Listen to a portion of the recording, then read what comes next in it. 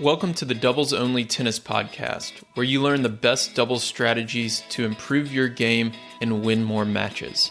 I'm your host, Will Bocek. This podcast, my website, and my weekly newsletter all focus on the goal of better understanding the sport of doubles and helping players like you improve faster through actionable advice that you can use in your very next match. My goal is to provide the best doubles strategy resources in the world. And to do that, I study, analyze, and work with players at every level of the game, all the way up to the ATP and WTA tours. If you enjoy this podcast, I've created doubles strategy products that go even deeper if you want to take your doubles knowledge to the next level. At the end of this episode, I'll explain more about them, or if you want to learn more now, go to thetennistribe.com/products. Here's today's episode. You're about to hear my conversation with Neal Skupski. Neal is the number 11 ranked doubles player on the ATP Tour. He has 3 Wimbledon titles between men's doubles and mixed doubles, and he recently made the finals of Roland Garros. We discussed in this conversation his partnership with Joe Salisbury, a fellow Brit, how they have improved throughout the season. We also talked about the transition from clay to grass, whether he thinks it's his best surface or not. We talked about the run at Roland Garros, specifically about the last 3 matches where Neal and Joe lost the first set and made adjustments to win the second set in each of those 3 matches. And then at the end, we talked about the mixed doubles format at the US Open. I tried to get to your Instagram and Twitter questions. Some of them were kind of integrated into my questions as well, but I wasn't able to get to all of them because Neal is a busy guy. He was in Eastbourne, still in the tournament, preparing for a quarterfinal match. So I wanted to respect his time and let him go. But I'll try to get to those next time, so keep them coming with all of these interviews. But without further delay, enjoyed this short conversation right in the heart of grass court season with Neal Skupski. Hey everyone, welcome to the show. Today we have Roland Garros finalist and 3-time Wimbledon champion on, Neal Skupski. Neal, welcome. Yeah, thanks for having me on again, Will. Thanks for coming back on. I wanted to dive into Roland Garros. Obviously, you and Joe made the finals, a pretty strong tournament, and then also talk a little bit about the grass court season. But before we get to that, did you watch the College World Series? I did. Well, I watched game 2. Okay. Made sure I was watching to see LSU win. So yeah, it was obviously good for LSU and LSU baseball. Yeah, they went through Omaha without dropping a game, I believe. It was fun to watch. All right, let's go to tennis. So y'all just made the finals of Roland Garros. You had a pretty strong clay court season. I would say by like yours and Joe's standards, the first maybe 2 or 3 months of the season wasn't the best. What is the difference between Q1 Joe and Neal versus Q2 Joe and Neal? What changed? Yeah, I mean, I don't want to tell you too much. No, I mean, at the start of the season, Joe was a little bit ill, so we pulled out of week 1, and then in week 2, still a little bit trying to recover. I think he had the flu or something, so wasn't the best ideal start to the season and also the year. And then we went to Australia with only 1 match under our belt. And yeah, we would like to have done a little bit better in Australia, losing in the second round to Goranson and Verbeek. But they were pretty good. They were swinging from the hip, and I think they made the semi-finals eventually. So they were running high with a lot of confidence. And then we obviously went back, played Davis Cup in Japan, got a good win there. Obviously losing the tie, but kind of selfishly, our doubles, we won our match. So that gave us a little bit of confidence moving forward. We went to Dallas, came up against a strong Harrison and King, who have kind of flown through qualifying and went through and won Dallas. They played qualifying in Acapulco and won that. So they're having a great season, kind of the breakthrough of this breakthrough partnership of the year. And yeah, we've just slowly built our partnership. And yeah, I think a lot of people thought we'd do a lot better at the start, but because we know each other, we're both from Britain. We get coached by my brother, coaches me, and then obviously Louis Caillet with the British system. We've played Davis Cup and the Olympics in the past, but we've never really hung out together for a long period of time. So it takes a while to iron things out, get to know Joe a little bit more on and off the court, what he likes to do, and same for him with me. But yeah, it's one of those things. It's taken time. Tried to put a lot of work in off the court, kind of on the practice court at the NTC, and yeah, just trying to get a few things ironed out with, like tactics wise. We were doing probably a few things wrong that we weren't doing in the past. Where we've had our success, we're trying to try and serve a little bit better, return, make the server play ball three, and try and play our game style rather than kind of reacting to what they're doing. Just trying to put our game style out there. And I think that's what's happened on the clay courts. And then we've won more matches.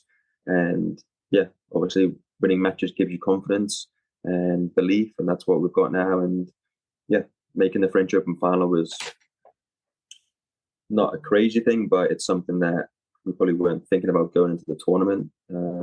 We'd had a bit of success on the clay, making the final of Barcelona, and steadily making it through Masters Series events. But yeah, it was a great 2 weeks for us. Our confidence is quite high at the moment, so we're looking forward to obviously getting to Wimbledon. But we're here at the moment in Eastbourne and trying to get as many matches as we can on the grass before the Grand Slam at Wimbledon. When you're trying to like work through, I guess, maybe if you have like a couple of bad tournaments or a bad month or two, when you're trying to work through that with a doubles partner, and obviously you don't need to share like specifics on tactics or anything, but how much of the adjustments do you feel like are tactical versus like just building up that kind of team chemistry when it is a new partnership? Yeah, I mean, I think chemistry is a massive part of doubles. You can see a lot of guys on the tour, when they're on court together, you can just sense like they're not getting along and there's a little bit off with them. So then you can capitalize on in the match when you're playing against them, or when you're scouting them, you can just tell there's something off. Um, but yeah, I think me and Joe have done a good job of being good performers throughout the year. I don't think we started off too great, as in being positive, being good communications to each other, trying to be good partners and kind of get each other going. If someone's having a bad day or having a bad kind of service game, just trying to settle them down and getting them going again. And then once you're good performers, obviously it just comes down to tennis. Once the tennis, hopefully you can improve the tennis on the practice court. But as long as you're a good performer, day in day out, putting the work in on the practice court in matches, the coaches can't really say too much. They can't say you didn't try. Our performer is always there these days, and that's what we kind of didn't have at the start. And then when the performer's there, tactically we're a little bit better. And yeah, we're working hard in practice. Trying to change from obviously the clay to the grass at the moment. We tweak a few things here and there. Nothing really changes too much, but the grass is tended to be a quicker surface, a lower bouncing court than clay. So yeah, we're working on a few things at the moment, but hopefully we can get that sorted just in time for Wimbledon. The word performer is something that has been mentioned on the podcast a lot this year because I've had so many of you British doubles players and coaches on. Y'all are always talking about the performer. I love the concept there from, I guess Louis came up with it, but Yeah. I love the idea behind it. So you mentioned the transition kind of from clay to grass. I wanted to dig a little bit more into that because this is actually something I haven't talked about, I don't think, on the show before. What is that like as a player? Like I imagine it would be like they seem like the two extremes, right? Like it's much easier to return on clay, and probably the most difficult surface to return on is maybe grass. So it would be nice to have maybe a hard court swing in between the two, but you're going from one straight to the other. How do you view that? Yeah, I mean, clay. I mean, the last clay court event is the French Open, and on a hot day at the French, conditions can be very quick. Um, but it's different kind of quickness to a grass court. Um, we've gone from playing the French Open final kind of with the roof on at night, and then we've gone to Queens and probably the quickest court we've played on all year. Maybe the fastest we'll play on. Obviously, the girls' event was the week before, so the grass is kind of worn down a little bit. There hasn't been any rain the last 2 weeks for Queens, so you can just tell that the grass is a little bit there's like a brown tint in it. So it's the grass is kind of worn down and it's a little bit not dead grass, but it just feels a bit like a just a hard court really. And then you add in the serving aspect where with a clay court the ball's bouncing a lot higher, and then you come to a Queens where the ball is kind of staying low, skidding through, and taking the spin a lot more. So we played. I played two lefties, so I played Zeballos in the French Open final, and then I played Norrie in Queens. It was kind of totally different. It's hard enough to face left-handers anyway, but Norrie kind of using the court to his advantage and kind of not really hitting the serve hard, I would say, but he's being very effective at what he's doing. He's standing a bit further wide. He's cutting across the ball, getting the spin to kind of take it away from me. And it's more difficult because the ball's staying low, so that means I'm having to stretch, kind of hit up. Whereas, and then Norrie, his partner Fernley, can kind of take a strong position of the net and either finish the volley off or put us under a lot of pressure. So there's a few different aspects, but from clay to grass, and that changes also when me and Joe are serving as well. I tend to kind of serve and stay back, probably 75, 25% on clay, whereas on a grass court, it maybe be like 60-40, 50-50, serve volley or stay back, just because the court is so quick that the next ball you're going to get is a little bit more defensive from the returner. Or if they do make a good return, it's on you quick, and you don't want to really be at the back because it's going to shoot through, and then you're under pressure. So you want to take the ball out the air and trying to capitalize on a good serve. Mm-hmm. Do you feel like so you have three Wimbledon titles between men's and mixed. Do you feel like grass is your best surface? Yeah, I mean, people say that. I've obviously got my three Grand Slams from Wimbledon. I grew up playing on an artificial grass court at my local club. Mm. So that, and also when I played in the winters, I played it on a carpet court indoors, so that's even quicker. So I'm used to kind of low bouncing courts, quick conditions, and not really ever playing on the clay court until playing on the pros. So I would say I'm more used to playing on grass compared to some other people around the world. Um, but I feel like I'm enjoying the clay courts more and more. And yeah, I mean, I think if you had to say which was my favorite surface, I would say grass. But I feel like I'm getting better and better on other surfaces, and it's not that much of a difference anymore. But if you ask me what my favorite surface in tournament is, it'd be Wimbledon, no Sure. question. Sure. Yeah, I mean you've made deep runs at on all surfaces, right, at majors, so Mhm. it's not like it doesn't seem like a lopsided Yeah. answer. So I listened to your interview with Dan about a week or two ago, and I have to ask about the Roland Garros final. And I really liked your answer and kind of your mindset on that point in the third set where Zeballos hit that shot around the post. Even though it didn't go your way, like a lot of people would have a very negative kind of, I don't know, defeatist attitude towards that, and you didn't. So if you could just talk us through kind of that point and then what your mindset was when it happened and then how you kind of reset afterwards. Yeah, I mean, it was an amazing point. Yeah, obviously, I probably could have done a little bit better with the volley when I've hit it at Zeballos, when he was kind of like in no man's land. But he's managed to volley it back. It's hit the net cord twice. Joe's volleyed it, kind of an angle across the court, and Zeballos kind of read it, and he's already kind of running before Joe's hit it, and then he's flicked this, I guess, win around the net post and the sponsor box. It's an incredible shot that in that moment, being breakpoint down.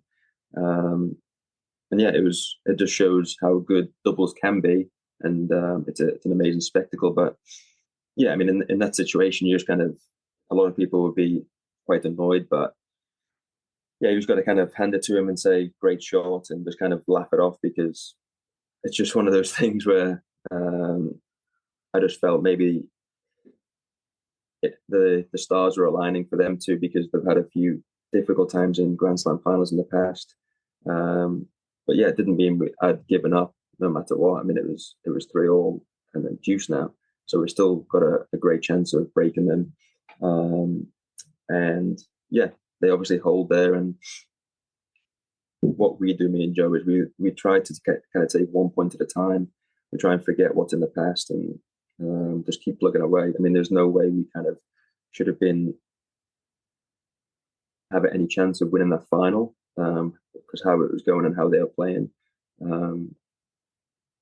But after the first set, after losing the first set 6-love, it was just, let's just fight as hard as we can here to try and get back into the match, and that's what we did. And then obviously winning that second set 7-6, the momentum had changed a little bit, and we'd gone from thinking this could get embarrassing to being a breakup in the third, and we're kind of now favourites to win the tournament. So it was quite a quick turnaround from losing to kind of thinking we're going to win. But yeah, we knew it was never going to be over after that first break in the third set, because Brunello Zeballos obviously had been around the tour for a long time, and they weren't going to kind of just give it to us. So the fight was still there. And I thought it was, in the end, it was a great match to watch for, I guess, the spectators. But yeah, I think it's just one of those things. They come up with the goods when it needed, and Zeballos probably won't play a better shot in his life, if you ask them. Yeah. Yeah. When I watched the replay looking at the angle, it looked like basically just impossible for you to get that ball back because it never was more than like 2 or 3 inches off the ground, it seemed like. So like Yeah, I don't know how you could possibly like hit that ball back in yeah, play. because I read the situation. I knew he was going to go around the post, so Yeah. I moved over, but then it was on me so quickly, and it was so low to the floor. It was like Yeah. I didn't know what to do, so I just left it, thinking it might go out. Because if I Yeah. touch it and it was going out, then I'd obviously be Yeah. quite annoyed, or upset. So yeah, it was incredible shot by him, and yeah, too good. And now they're definitely the reason why they won the tournament. So just a couple more questions. I know you got to run. The one thing you mentioned is you said me and Joe like to take it 1 point at a time. That's a phrase that a lot of coaches and players use and tell themselves in tennis. How do you train yourself to do that? I imagine you're better at it now than maybe you were like back in college or as a junior. How do you train yourself to brush aside a point that you lose or a game or a set and really literally take it 1 point at a time? Yeah, I think that's where the what I said earlier about the performer coming in. You don't really take it at 1 point at a time. You forget about what's happened already in the match, and you don't look too far ahead. You don't look anywhere past the point that you're about to play. You can obviously look back thinking about tactics and how you wanted to play, but the emotional side, you don't really want to think about that moving forward, because if you get emotional on the court, and it can only hinder your performance.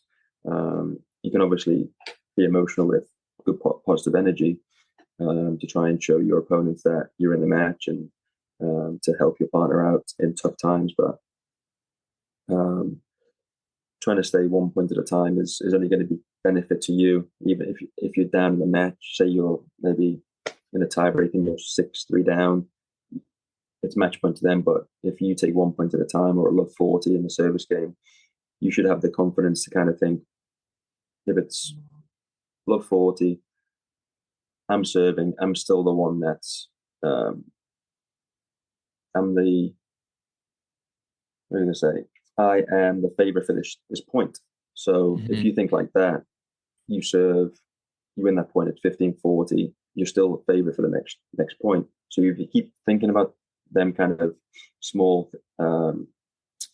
you start like segments of the game, then it's only going to help you in thinking too far ahead. There's no reason to think too far ahead, because this point hasn't even happened yet. So that's what we kind of tend to do, is try and have good performers, think about 1 point at a time. And yeah, I think Louis always says to kind of, if you're behind in the match, to play to win. If the score is the same, then you act like you're winning. And if you're winning, then extend the lead. So that's what kind of, hopefully I got that right. He'll probably listen to this podcast and tell me I'm wrong, but he says something along those lines. Okay, I'll have him shoot me a message and correct it if it's incorrect. All right, two more questions here. The last three matches at Roland Garros, y'all lost the first set and won the second. I'm curious your kind of process for resetting after losing the first set. The quarters and semis, it was a 7-6 set. The finals was 6-0, so very different things.